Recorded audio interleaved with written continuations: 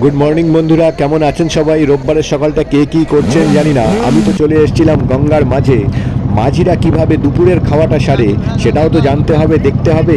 চলুন একবার তাদের রান্নাঘরে উঁকি মেরে দেখে নিই তারা কি কি করেছে, এবং সেটা শিখে এসে বাড়িতে কিভাবে বানালাম সেটাও দেখাবো। এখানে ওদের এত সময় নেই। পেঁয়াজ, রসুন, আদা বাটা দিয়ে ভালো করে মিশিয়ে, যেটাকে আপনারা ম্যারিনেট বলেন, এরপরে কুচো পেঁয়াজ, ধনে জিরে গুঁড়ো তেলের মধ্যে ফেলে পেঁয়াজ কুচি দিয়ে ভালো করে দমে চাপিয়ে জমিয়ে ফুটিয়ে নিয়ে তেল ছেড়ে নেওয়ার জন্য শুধু অপেক্ষা। তারপরে ব্যাস, তেল ছেড়ে যাওয়া এই ফুটন্ত মশলায় ম্যারিনেট করা মাংসগুলো টুক করে ঢেলে দিলাম।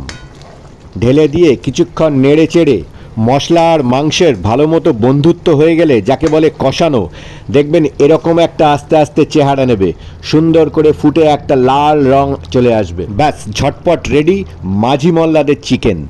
এবং এই চিকেন শুধু চিকেন দিয়ে খেলে তো হবে না, মাঝি মোল্লাদের একটু বেশি কিছু দরকার। তার জন্য প্রচুর পরিমাণে কেটে রাখা, আগে থেকে ভেজে রাখা আলু দেখলাম তাদেরকে মিশিয়ে দিতে। আমিও মিশিয়ে দিলাম এক গাদা আলু। যেহেতু শুকনো লঙ্কার পরিমাণটা ভালোই ছিল, তাই লালে লাল লাবাবদার চিকেন তৈরি। তাই রোববারের দুপুর শুধু খেতে বসার অপেক্ষা।